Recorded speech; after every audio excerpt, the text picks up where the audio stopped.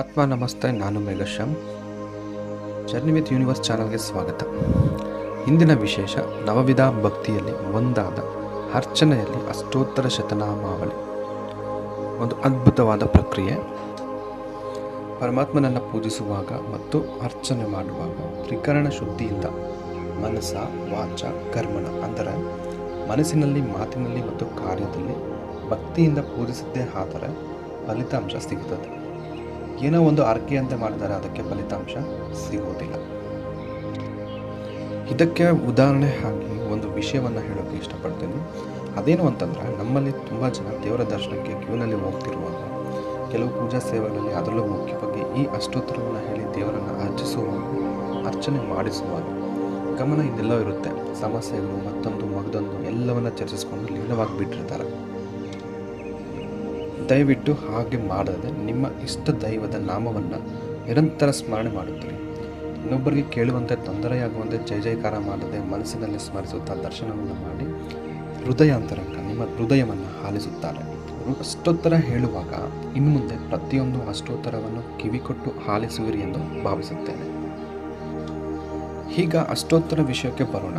ಪ್ರತಿಯೊಬ್ಬ ದೇವರು ಮತ್ತು ದೇವತೆಗಳನ್ನು ನೋಡಿದರೆ ಅವರ ಅಷ್ಟೋತ್ತರಗಳಲ್ಲಿ 108 ಹೆಸರುಗಳೇ ಯಾಕೆ ಇವೆ?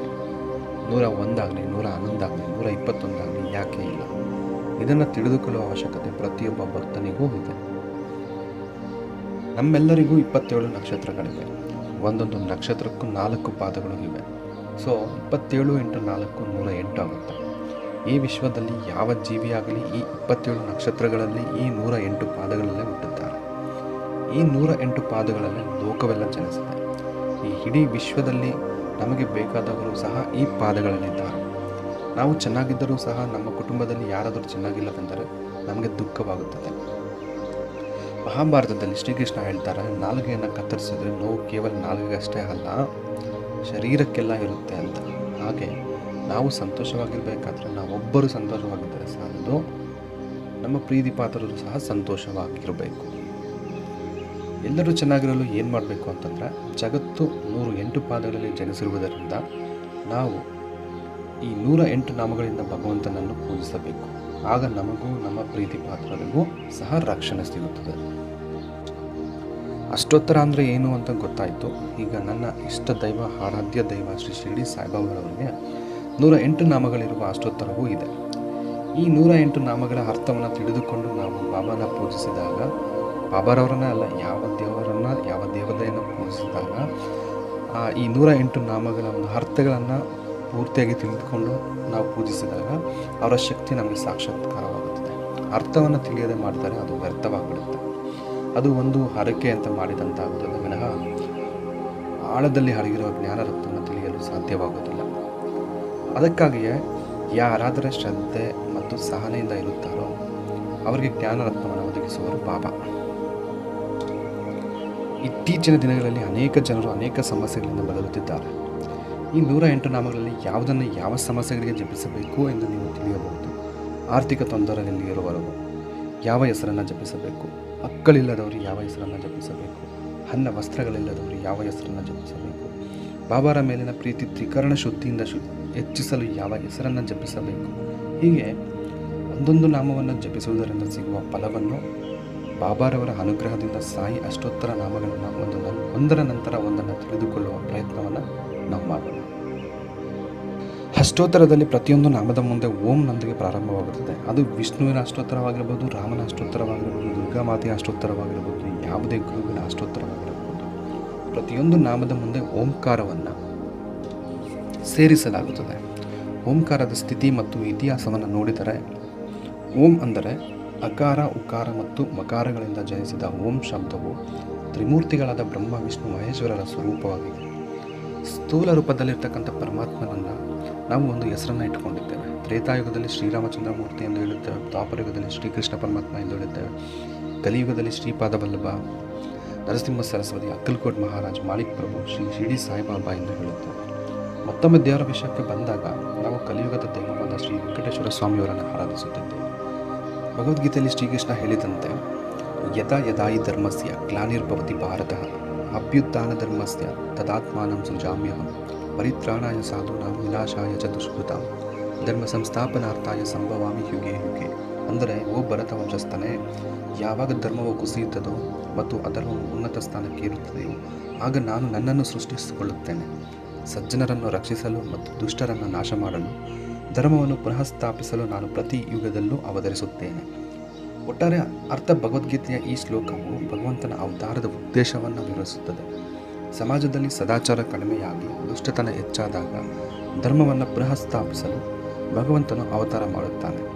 ಇದು ತನ್ನ ಭಕ್ತರಾದ ಸಜ್ಜನರ ರಕ್ಷಣೆಗಾಗಿ ಮತ್ತು ದುಷ್ಟರ ನಾಶಕ್ಕಾಗಿ ಮಾಡಲಾಗುತ್ತದೆ ಎಂದು ಹೇಳುತ್ತದೆ.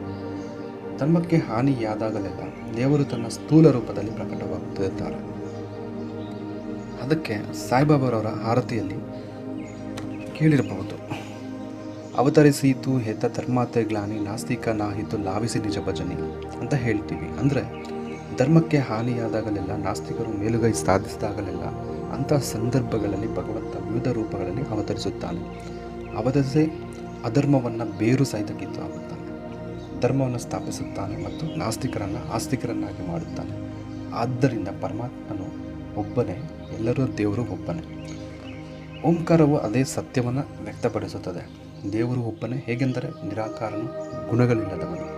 ಆದ್ದರಿಂದ ಆ ರೂಪಕ್ಕೆ ಇರುವ ಹೆಸರು, ಆ ಸ್ಥೂಲ ರೂಪಕ್ಕೆ ಇರುವ ಹೆಸರಿನ ಪ್ರಕಾರ ಓಂ. ಹಾಗೆ ಸಾಯಿ ಅನ್ನುತ್ತಿದ್ದೇವೆ. ಶಿವ, ರಾಮ, ದುರ್ಗಾ, ಲಲಿತಾ ಇತ್ಯಾದಿ ನಾಮಗಳಿಂದ ಕರೆಯುತ್ತಿದ್ದೇವೆ. ನಿರಾಕಾರದಲ್ಲಿರುವ ಪರಮಾತ್ಮನ ಹೆಸರೇ ಓಂ ಎಂದು ನಾವು ಹೇಳಬಹುದು. ಅಂದರೆ ಪರಮಾತ್ಮನ ಹೆಸರೇ ಓಂ ಎಂದು ನಾವು ಹೇಳಬಹುದು. ಅಂದರೆ ಪರಮಾತ್ಮನ ತತ್ವವನ್ನು ಸ್ಪಷ್ಟವಾಗಿ ಓಂಕಾರವು ತಿಳಿಸುತ್ತದೆ. ಈ ಓಂಕಾರವು ಇಡೀ ಸೃಷ್ಟಿಯನ್ನು ಆವರಿಸಿದೆ. ಅಂದರೆ ಪರಬ್ರಹ್ಮನು ಇಡೀ ಸೃಷ್ಟಿಯನ್ನು ಆವರಿಸಿದ್ದಾನೆ. ಆದ್ದರಿಂದ ಆ ಪರಬ್ರಹ್ಮನಿಗೆ ಇಟ್ಟುಕೊಂಡ ಹೆಸರೇ ಓಂ. ಈ ಓಂಕಾರದಿಂದಲೇ ಸೃಷ್ಟಿ, ಸ್ಥಿತಿ ಮತ್ತು ಲಯವು ಬಂದವು. ಅಂತಹ ದೈವಿಕ ಓಂಕಾರ ಶಬ್ದವನ್ನು ನಾವು ಪ್ರತಿ ಕಾರ್ಯಕ್ರಮದ ಮೊದಲು ಜಪಿಸುತ್ತೇವೆ. ಈ ಓಂಕಾರದ ಕಂಪನಗಳಿಂದಾಗಿ ನಾವು ವಿಶ್ವಪ್ರಜ್ಞೆಯ ಸ್ಥಿತಿಯನ್ನು ಪಡೆಯಬಹುದು. ಆದ್ದರಿಂದ ಅಷ್ಟೋತ್ತರದಲ್ಲಿ ನಾವು ಪ್ರತಿಯೊಂದು ನಾಮವನ್ನು ಅತ್ಯಂತ ಪವಿತ್ರವಾದ ಓಂಕಾರದ ಶಕ್ತಿಯೊಂದಿಗೆ ಪಠಿಸುತ್ತೇವೆ. ಇಲ್ಲಿ ಇನ್ನೊಂದು ಮುಖ್ಯವಾದ ವಿಷಯವನ್ನು ಒಂದು ಉದಾಹರಣೆಯೊಂದಿಗೆ ಹೇಳೋಕ್ಕೆ ಇಷ್ಟಪಡ್ತೀನಿ. ನಮ್ಮ ಮನೆಗೆ ಯಾರಾದರೂ ಅತಿಥಿಗಳನ್ನು ಯಾವುದೇ ಕಾರ್ಯಕ್ರಮಕ್ಕೆ ಆಹ್ವಾನಿಸಿ ಅವರು ಮನೆಗೆ ಬಂದಾಗ ಅವರ ಕಡೆ ಗಮನ ಕೊಡದಿದ್ದರೆ ಏನು ಮಾಡ್ತಾರೆ? ಅಯ್ಯೋ, ಅವ್ರ ಮನೆಗೆ ಕರೆದು ನನ್ನನ್ನು ಗಮನಿಸ್ಕೊಳ್ಳಲೇ ಇಲ್ಲ, ಇನ್ನೆಂದೂ ಹೋಗೋದಿಲ್ಲ ಅಂತ ನಿರ್ಣಯಿಸ್ಕೊಳ್ತಾರೆ. ಇದನ್ನು ಯಾಕೆ ಹೇಳ್ತಿದ್ದೀನಿ ಅಂದರೆ, ಕೆಲವು ಪೂಜಾ, ವ್ರತ, ಹೋಮ, ಯಜ್ಞ, ಯಾಗಾದಿಗಳಲ್ಲಿ ತುಂಬ ಜನರು ನಾನು ಆಗಲೇ ಹೇಳಿದಾಗೆ ಗಮನ ಇನ್ನೆಲ್ಲೋ ಇರುತ್ತೆ, ಸಮಸ್ಯೆಗಳು ಮತ್ತೊಂದು ಎಲ್ಲವನ್ನ ಚರ್ಸ್ಕೊಂಡು ಲೀನವಾಗಿಬಿಟ್ಟಿರ್ತಾರೆ. ಸೊ ಸ್ಥೂಲ ರೂಪದಲ್ಲಿರುವ ಪರಮಾತ್ಮನನ್ನು ಓಂ ಶಬ್ದದಿಂದ ಆಹ್ವಾನಿಸಿ ನಿಮ್ಮ ಸ್ವಸ್ಥಾನಕ್ಕೆ ಹಾಜರಾದ ಅತಿಥಿಯನ್ನು ಹೇಗೆ ಗಮನಿಸುವುದಿಲ್ಲವೋ ಹಾಗೆ ಭಗವಂತನ ಕಡೆ ಗಮನ ಹರಿಸದಿದ್ದರೆ ದೇವರು ಹೊರಟೋಗ್ತಾರೆ. ಸೊ ದಯವಿಟ್ಟು ಓಂ ಅನ್ನೋ ಶಬ್ದ ನಿಮ್ಮ ಕಿವಿಗೆ ಕೇಳಿದೊಡನೆ ನಿಮ್ಮ ಗಮನ ಕೇವಲ ಭಗವಂತನ ಮೇಲಿರಲಿ. ಗಮನವಿಟ್ಟು ಕೇಳಿ, ಅವರಿಗೆ ಯಥಾಶಕ್ತಿ ಷೋಡೋಪಚಾರ ಪೂಜೆ, ಅರ್ಚನೆ, ಸೇವೆ ಮಾಡಿ ನಿಮ್ಮ ಮನೋವಾಂಛೆಗಳನ್ನು, ಕಷ್ಟಗಳನ್ನು ಹೇಳಿಕೊಡಿ. ಭಕ್ತವತ್ಸಲ ಭಗವಂತ ಕೇಳಿ ಪ್ರಸನ್ನರಾಗ್ತಾರೆ. ಅವರಿಗೂ ಇವ್ರಿಗೂ ಹೇಳ್ಕೊಂಡ್ರೆ ಸಮಸ್ಯೆಗಳು ಪರಿಹಾರವಾಗೋದಿಲ್ಲ. ಇದು ಸತ್ಯ, ತೀವಾರ ಸತ್ಯ. ಹಾಗೆ ಇನ್ನೂ ಒಂದು ವಿಶೇಷ, ಪ್ರತಿಯೊಂದು ನಾಮದ ಮುಂದೆ ಓಂನೊಂದಿಗೆ ಶ್ರೀ ಸೇರಿಸಿ ಹೇಳಲಾಗುತ್ತದೆ. ಉದಾಹರಣೆಗೆ ಓಂ ಶ್ರೀ ಸಾಯಿನಾಥಾಯ ನಮಃ. ಇಲ್ಲಿ ಶ್ರೀಯ ವಿಶೇಷ ಸ್ವರೂಪವನ್ನು ಅರ್ಥ ಮಾಡಿಕೊಳ್ಳಲು ಪ್ರಯತ್ನಿಸೋಣ. ಶ್ರೀ ಎಂದರೆ ಮಾತೆ, ಮಹಾಲಕ್ಷ್ಮಿ ಎಂದು ಹೇಳಬಹುದು. ನಾವು ಅಷ್ಟಲಕ್ಷ್ಮಿಯರನ್ನು ಪೂಜಿಸುತ್ತೇವೆ. ನಮ್ಮ ಸಾಯಿನಾಥರು ಈ ಎಲ್ಲ ಅಷ್ಟಗುಣಗಳನ್ನು ಹೊಂದಿರುವರು. ಧನ ಸಂಪತ್ತಿನ ಪರವಾಗಿ ನೋಡಿದರೆ ಅವರು ಧನ ಸಂಪತ್ತನ್ನು ನೀಡಬಲ್ಲವರು. ಆಧ್ಯಾತ್ಮಿಕತೆಯ ಪರವಾಗಿ ನೋಡಿದರೆ ಅವರು ಜ್ಞಾನವನ್ನು ನೀಡಬಲ್ಲವರು. ಧೈರ್ಯದ ಪರವಾಗಿ ಅವರು ಧೈರ್ಯವನ್ನು ನೀಡಬಲ್ಲವರು ಮತ್ತು ಧ್ಯಾನದ ಪರವಾಗಿ ಅವರು ಧ್ಯಾನವನ್ನು ಸಹ ನೀಡಬಲ್ಲವರು. ಅದಕ್ಕಾಗಿಯೇ ಬಾಬಾ ನನ್ನ ಭಕ್ತನ ಮನೆಯಲ್ಲಿ ಆಹಾರ ಮತ್ತು ಬಟ್ಟೆಗಳಿಗೆ ಕೊರತೆ ಇರುವುದಿಲ್ಲ ಎಂದು ಹೇಳಿದ್ದಾರೆ. ಅಂದರೆ ಅವರು ಎಲ್ಲವನ್ನು ಸ್ವತಃ ನೀಡಲು ಸಿದ್ಧವಾಗಿರ್ತಾರೆ. ಅದಕ್ಕಾಗಿಯೇ ಪ್ರತಿಯೊಂದು ಹೆಸರಿನ ಮುಂದೆ ಶ್ರೀ ಎಂದು ಸೇರಿಸಲಾಗಿದೆ. ಬಾಬಾ ನಮಗೆ ಎಲ್ಲವನ್ನ ನೀಡಬಲ್ಲರು ಎಂಬ ನಂಬಿಕೆ ನಮಗಿರಬೇಕು. ನಮ್ಮಲ್ಲಿ ಭಕ್ತಿ ಬೇಕು, ನಮಗೆ ಶ್ರದ್ಧೆ ಅಂದರೆ ಗಮನ ಬೇಕು. ನಾವು ಮಾಡುವ ಪ್ರತಿಯೊಂದು ಪೂಜೆಯ ಮೇಲೆಯೂ ಏಕಾಗ್ರತೆಯಿಂದ ಗಮನ ಹರಿಸಬೇಕು. ಫಲಿತಾಂಶದ ಬಗ್ಗೆ ಯೋಚಿಸಿದಾಗ ನಾವು ಪೂಜೆಯ ಮೇಲೆ ಏಕಾಗ್ರತೆಯನ್ನು ಕಳೆದುಕೊಳ್ಳುತ್ತೇವೆ ಎನ್ನುವ ವಿಷಯ ತಿಳಿದ ದಿನ ನಾವು ಉತ್ತಮ ಸ್ಥಿತಿಯನ್ನು ಪಡೆಯುತ್ತೇವೆ. ಅದಕ್ಕಾಗಿಯೇ ನಾವು ಪ್ರತಿ ಹೆಸರಿನ ಮುಂದೆ ಶ್ರೀ ಎಂದು ಸೇರಿಸಿ ನಾಮವನ್ನು ಸಂಪೂರ್ಣವಾಗಿ ಹೇಳಬೇಕು, ಜಪಿಸಬೇಕು.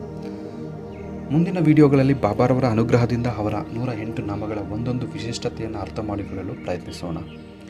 ನಾನು ಕೆಲವು ಮಾಧ್ಯಮಗಳ ಮೂಲಕ ತಿಳಿದುಕೊಂಡಂಥ ಜ್ಞಾನವನ್ನು ನಿಮ್ಮೊಂದಿಗೆ ಹಂಚಿಕೊಂಡಿದ್ದೇನೆ. ನಿಮಗೆ ಈ ವಿಷಯ ಇಷ್ಟವಾಗಿದ್ದರೆ ದಯವಿಟ್ಟು ಲೈಕ್ ಮಾಡಿ, ಕಮೆಂಟ್ ಮಾಡಿ. ಜರ್ನಿ ವಿತ್ ಯೂನಿವರ್ಸ್ ಚಾನಲ್ಗೆ ಸಬ್ಸ್ಕ್ರೈಬ್ ಮಾಡಿಕೊಳ್ಳಿ.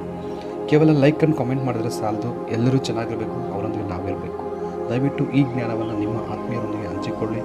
ಸರ್ವೇ ಜನ ಸುಖಿನೋ ಭವಂತು. ಓಂ ನಮೋ ಭಗವತೆ ಶ್ರೀ ಸಾಯಿನಾಥಾಯ. ಹರಿ ಓಂ ತತ್ಸತ್. ರಾಧೆ ರಾಧೆ.